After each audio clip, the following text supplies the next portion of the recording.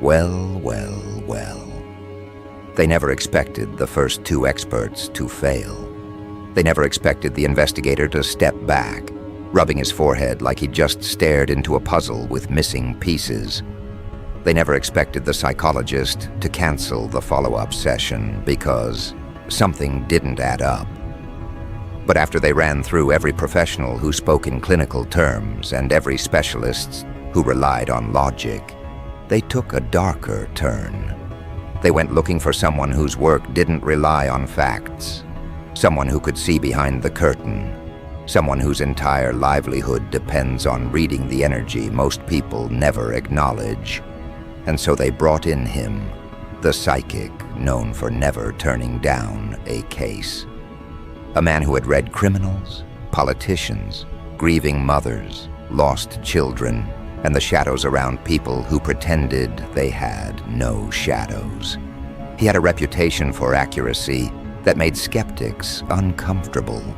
He was the final weapon they were saving for when everything else failed, and it had. He didn't even wait to sit down before he said it. Whoever this person is, they're not ordinary. His eyes stayed on the floor, like your name alone pulled the air out of his lungs. He asked for a photo, an object, anything you'd touched, anything that held your imprint. They placed the small item on his table, expecting him to lean forward with confidence, expecting him to begin his practiced routine. But the moment his fingers brushed the surface, he froze. Not a normal pause, not the thoughtful kind of stillness professionals use to build effect. This was impact. Something hit him. Their eyes locked onto him, waiting for some grand revelation. Instead, he pulled his hand away like he'd touched something too hot. He didn't speak for a full 10 seconds, and when he did, his voice sounded like someone forcing words through a blocked channel. Why didn't you tell me they were connected to this? They didn't know what this meant.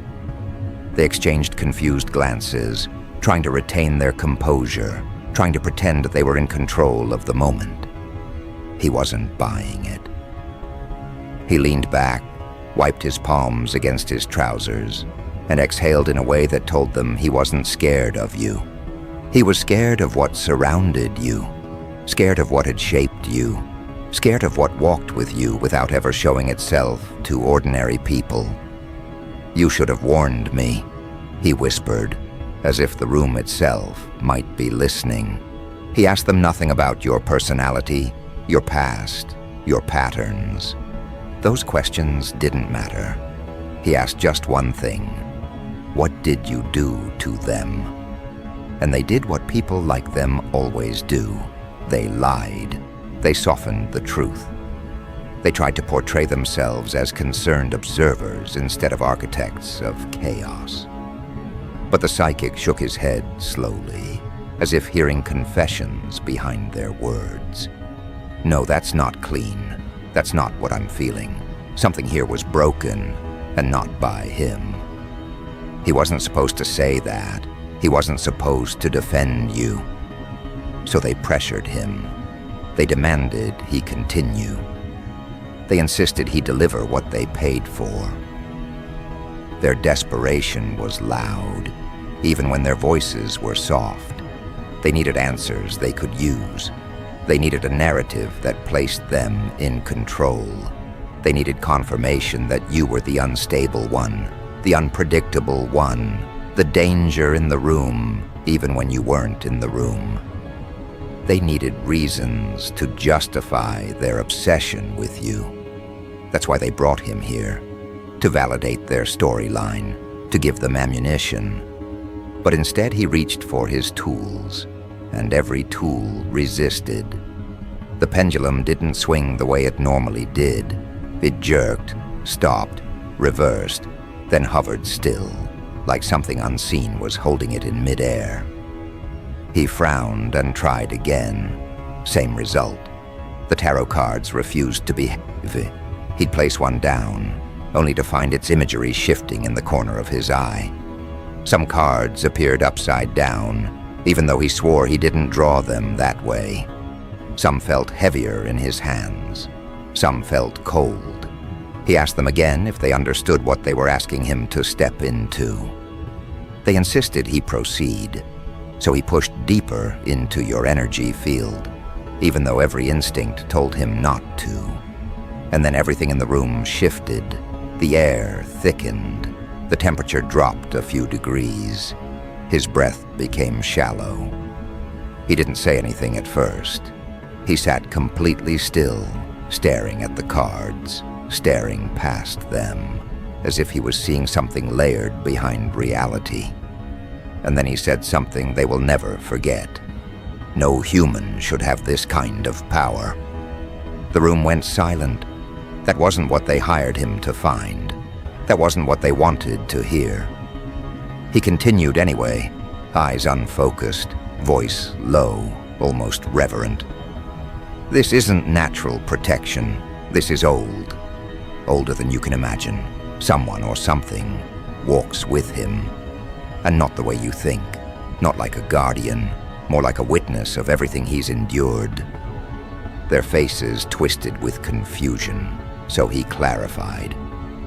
This person has survived things that were not supposed to be survived.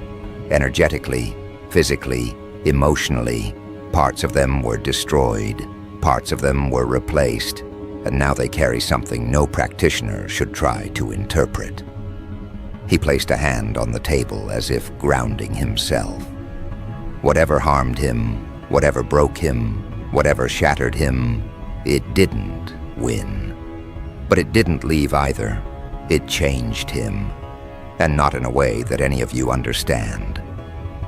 They tried to play it off, tried to pretend none of this scared them, but he wasn't looking at them anymore. He was looking at the card he'd just pulled, the one that made every muscle in his face tighten.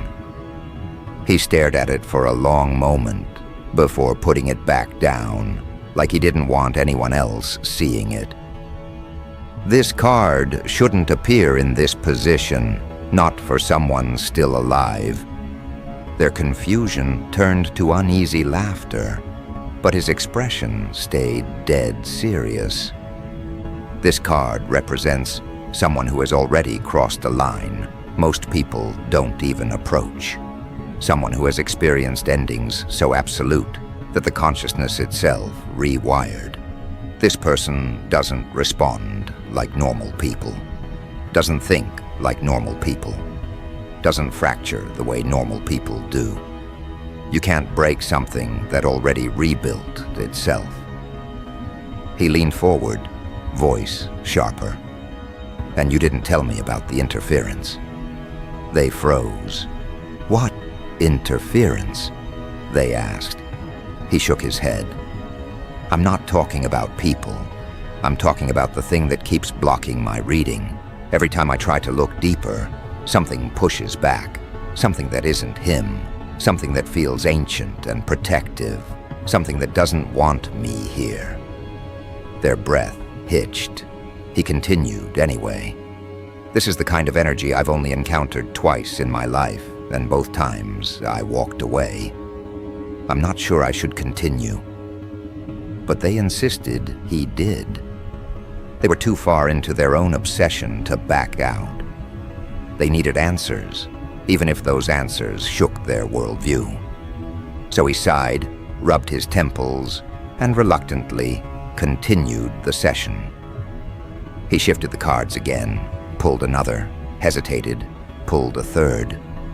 His expression changed gradually, confusion first, then discomfort, then that specific kind of dread that belongs to someone realizing they've made contact with something far beyond their understanding.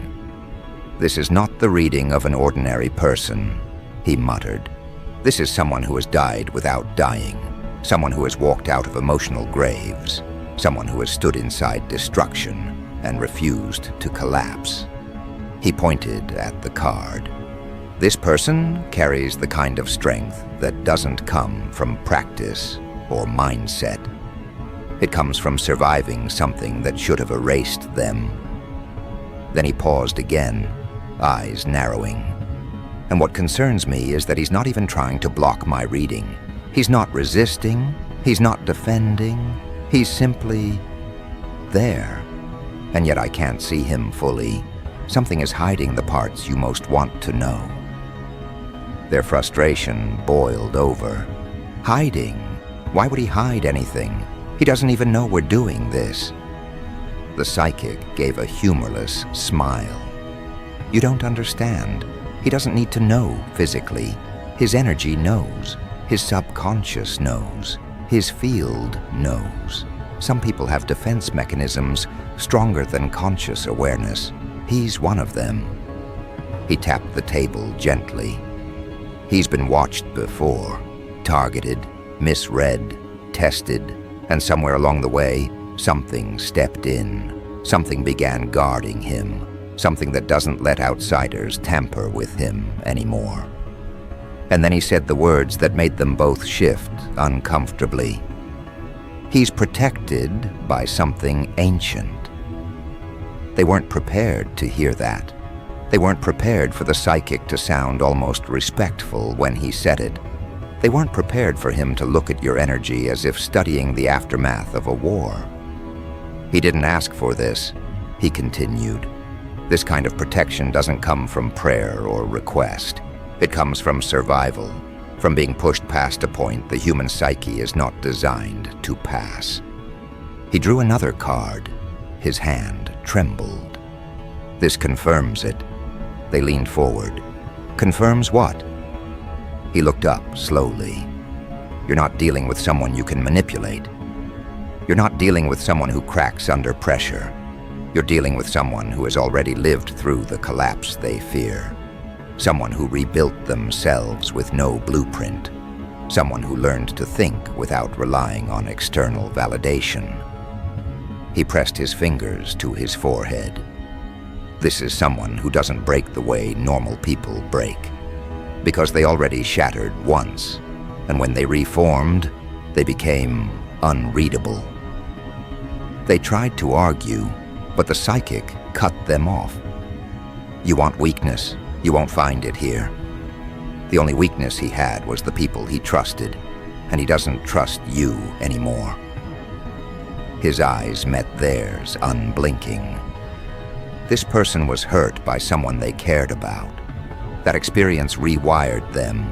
Their emotional structure is different. Their intuition sharpened. Their boundaries hardened. And now anyone attempting to invade their inner space is met with resistance they can't identify. They swallowed hard. He continued. Even I can't see past it, and I don't think I should try.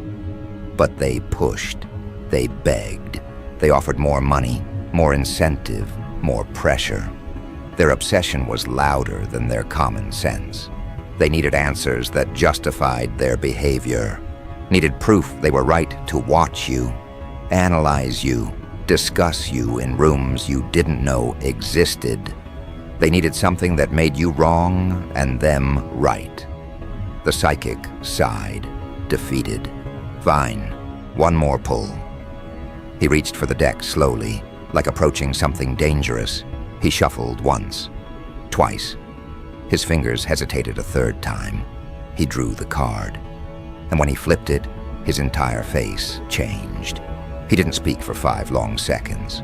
When he finally did, his voice was almost a whisper. If I continue, I won't sleep tonight. They stared at him, confused and terrified. He looked down at the card again and shook his head. He's already stepped into the next stage. Whatever you think you're doing, stop. He leaned back, expression hollow. You're not investigating a person. You're interfering with a trajectory. They didn't understand. They asked him what that meant. He looked at them quietly. It means the more you try to read him, the more you reveal yourselves. He stood up, gathering his tools with sharp, uneasy movements. I'm done. I shouldn't have touched this, and neither should you. They demanded answers. He ignored them. They asked what he saw. He didn't respond. They followed him to the door. He waved them off, muttering something under his breath like a warning meant to be half heard. But one line slipped out clearly. You're not prepared for what he becomes next. That single sentence didn't just land in the room. It hung there, vibrating, like the air itself wasn't supposed to carry something that heavy. They stood frozen, trying to understand what he meant, trying to convince themselves he was exaggerating, but something in his expression told them he wasn't. His eyes weren't wide with fear. They were tight with caution, not of you, but for them. As if he knew that once the next layer of your energy unlocked, nothing around you would stay in its comfortable shape ever again. They watched him walk down the hallway, refusing to explain anything further, and that alone scared them more than the reading itself. Psychics talk for a living. But this one couldn't bring himself to keep speaking. He didn't run, but his steps quickened like someone trying to put distance between themselves and something that follows without moving. They went back inside, pacing, whispering, almost arguing with each other. They weren't afraid of your power yet. They were afraid of the unknown part of it. That part you don't even fully understand. That part you don't flaunt, don't weaponize, don't display. That part you carry like a calm shadow that responds only when necessary. While they panicked, you stood there the same way you always do, still unbothered, watching their reactions reveal pieces of themselves they've kept hidden from everyone but you. Because your presence has a strange way of peeling people open whether they want it or not. You don't try to expose them, they expose themselves, trying to figure you out. One of them finally said what they were all thinking. Why couldn't he read him? Another shook his head. He did read him, he just couldn't handle it. And that sentence cracked something inside the group. Because now the question wasn't about your energy, it was about the psychic's limits. If a man who dedicated years to studying the unseen couldn't hold what he saw in you, what chance did they have? They looked at you again, but this time their eyes didn't hold judgment. They held caution, respect, something close to awe. And you didn't say a word. You didn't need to. That's when the shift started, subtle, quiet, nearly invisible to the untrained eye. The air around you warmed, not like heat, but like activation, the way metal hums before it bends, the way water shivers before it boils. You didn't force anything outwards, but something around you adjusted as if aligning itself with your awareness. They felt it before they understood it. They stepped back without realizing their feet were moving. People don't know how to react when a person's energy upgrades in real time. It's not something they're used to witnessing. They expect emotional reactions, anger, outbursts, chaos. But your power never expressed itself through anything external. It showed itself through what didn't move. You stood still, and they felt everything shift. The psychic had tried to read you. He had tried to trace your energy like he does with everyone else, but with you, the moment he reached too deep, something reached back, not violently, not defensively, just with a level of authority he wasn't prepared to encounter. He pried like someone picking a lock, unaware that the door he touched didn't open. It watched. And when he realized that your energy wasn't sitting there waiting to be interpreted, but actively observing him, that's when he broke the connection. You didn't block him. You didn't push him out. You simply existed in a way his methods weren't designed to handle. The others didn't know the details, but they felt the aftermath. Something changed in the room, something old. Not in the sense of age, but in the sense of depth. Ancient in the way oceans feel ancient. Ancient in the way mountains feel ancient. Not a timeline, a presence. The psychic felt it first. That's why his voice cracked when he said no human should have this power. He wasn't saying it to insult you. He was saying it because he couldn't categorize you. He couldn't place you inside any reference he had. His experiences, his training, his insight, all of it collapsed when he touched the edge of what protects you. That's what terrified him, not you, what stands behind you. The group regrouped, trying to breathe normally, trying to regain their sense of control. One of them finally asked, "Did you know you had that?" You tilted your head slightly, not confirming anything, not denying anything. You don't speak about the parts of you people aren't ready to hear. You don't explain what doesn't need explanation. People expect power to be loud. Yours isn't. Yours is the kind that sits quietly until someone touches the wrong boundary.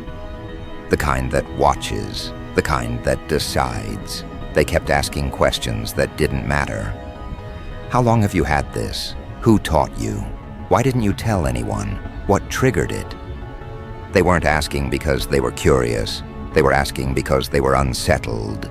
They needed something, anything, that would make your strength feel less unpredictable. But that's the thing they don't understand. Your strength never needed permission to exist. It didn't need validation, didn't require a story, didn't come with a manual. All you said was, he shouldn't have tried to go that far. And that one sentence silenced everything around you. They didn't understand what you meant, but they understood enough. Your energy isn't something people can poke around without consequences. You're not dangerous because you threaten anyone. You're dangerous because crossing your boundaries activates something they can't reason with, something you don't summon, something that simply reacts on its own. That's when one of them brought up the line the psychic muttered on his way out.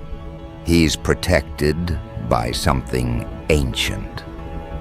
They repeated it quietly, almost as if saying it too loudly would attract the attention of whatever he was referring to. They tried to interpret it in human terms, as if protection meant you had someone watching over you, or you carried some spiritual token, or you followed some ritual. But they were wrong. The protection around you doesn't behave like something borrowed.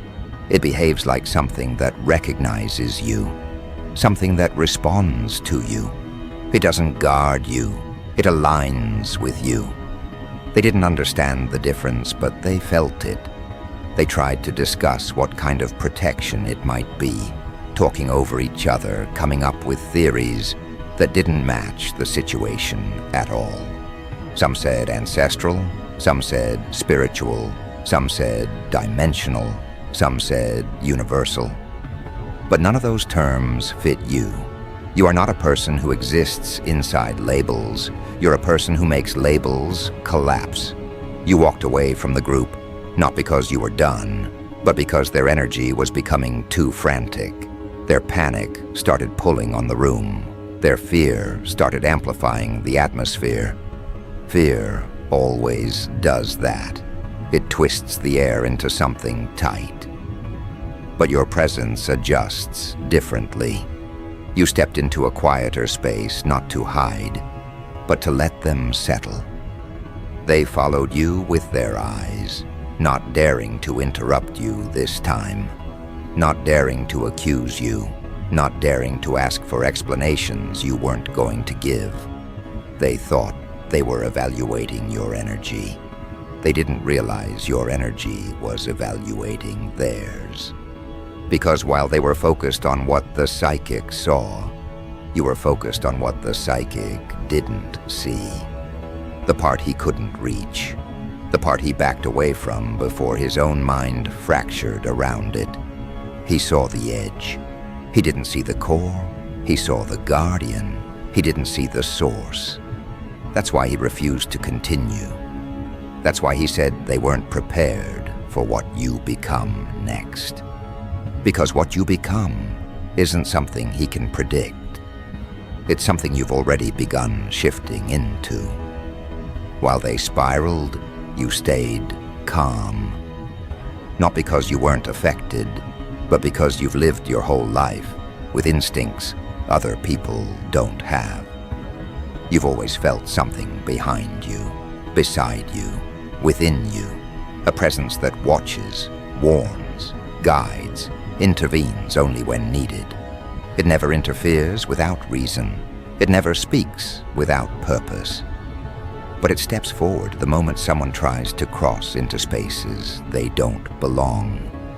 The psychic didn't get permission, so he was shown the door. And the people around you were left trying to make sense of a reality their minds were never trained to process. They kept replaying his expression, his tremor, his refusal to continue. They kept trying to rationalize something that can't be rationalized, because the truth is simple. Your energy doesn't behave like human energy. It doesn't fluctuate. It doesn't destabilize. It doesn't fracture. It holds. And anything that tries to infiltrate it gets confronted by the presence that walks with you. You leaned against the wall, looking at the floor, breathing normally, unshaken. But inside you, something opened, not aggressively, not destructively, but expansively. Like a door you didn't even know was locked, like a memory waking up, like a part of you recognizing itself again after years of staying dormant. You didn't summon it, you didn't reach for it. It emerged the moment the psychic tried to pry too deeply. He triggered something he didn't understand. You activated something you didn't expect. They kept watching you, waiting for you to say something that would make them feel safe again. But you weren't there to soothe them. You weren't there to shrink yourself so they could feel comfortable. You weren't there to explain what was never their business in the first place. The psychic's warning repeated itself in their heads on a loop. You're not prepared for what he becomes next. And the more they thought about it, the more they realized he wasn't talking about your future. He was talking about your present.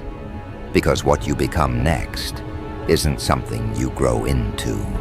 It's something you uncover, something that's been there the entire time, waiting for the moment people misread your calm for weakness, waiting for someone to push too far, waiting for someone to touch the boundary that wakes the part of you you've always tried to keep quiet.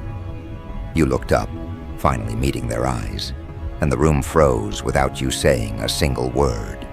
Because now they weren't looking at the version of you they were used to.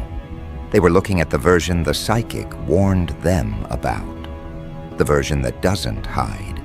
The version that remembers. The version that's stepping into the next stage of itself, whether they're ready or not. And as they watched you, unsure if they should stay or run, unsure if they should ask more questions or say nothing at all, unsure if they were standing before something human or something expanded, they realized one more thing. The psychic didn't walk away from you because he was afraid. He walked away because he understood something they didn't. Whatever protects you has now fully awakened. Those words didn't echo in the room. They rooted themselves in everyone's spine.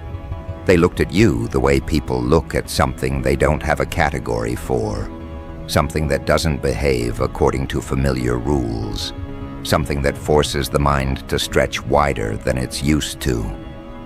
Their breathing slowed, their voices dropped, their posture changed, not because you threatened them, but because something around you shifted into a posture of authority so natural it didn't need to prove anything. You didn't glow, you didn't shake, you didn't posture. You simply existed, and existence alone was enough to reroute the entire atmosphere. The air felt thicker, like sound traveled differently around you now. Their instincts screamed for caution. Some wanted to apologize, even though you didn't ask for it. Some wanted to run, even though you never moved toward them. Some wanted to kneel, even though you never demanded obedience. They didn't understand that the presence they felt wasn't about dominance. It was about recognition. They weren't in the presence of something violent. They were in the presence of something aligned with truth so strongly that deception melted on contact. You took one step forward, not aggressively, just naturally, and the entire group inhaled sharply, like that single movement rearranged the room. But what they didn't notice was how controlled you were. You weren't overwhelmed. You weren't confused.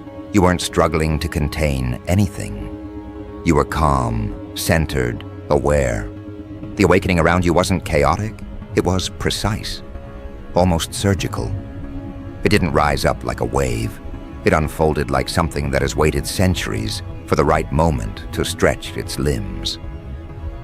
They finally spoke, voices trembling, trying to understand. Is it dangerous? You looked at them the same way the psychic looked at you, with a softness that wasn't human fear, but human understanding. Only when someone tries to cross into places they don't belong. The room tightened again, because now everything clicked for them. It wasn't that the psychic saw something harmful inside you. He saw something protective around you. And that's a level of power people aren't conditioned to accept. They can understand strength. They can understand intuition. But protection that responds before you even react, protection that watches before you even notice something is wrong, that is something else entirely. They asked, did it awaken because of him? You shook your head. It awakened because he forced an entry. That sentence hit them hard. They realized the psychic wasn't just reading your energy. He tried to push beyond your conscious layers. He tried to dig into places even you don't touch without intention. And whatever guards those places stepped forward without hesitation. It didn't ask your permission. It didn't wait for you to process anything. It reacted the moment your boundaries were breached. That's when the group finally grasped why the psychic panicked. He didn't misread you. He trespassed somewhere he shouldn't have. And something responded that he wasn't prepared to face. They remembered the look in his eyes when he backed away from you. It wasn't terror, it was recognition. A recognition so ancient it doesn't require explanation. A recognition that whatever stands behind you doesn't entertain curiosity. It respects purpose, not intrusion. You could feel their confusion shifting into comprehension. Their fear shifting into something more complicated. Awe, respect, unease, curiosity. They weren't looking at you like you were dangerous anymore. They were looking at you like you were something the world rarely produces. Someone who walks with protection that predates human arrogance. Someone who carries a force that doesn't just shield them, but scans the intentions of anyone who steps close. You finally spoke again, your voice steady. He wasn't wrong to try, but he was wrong to push. They listened closely, hanging on every word, because they could feel the weight behind your voice change. You weren't speaking hypothetically. You weren't romanticizing anything.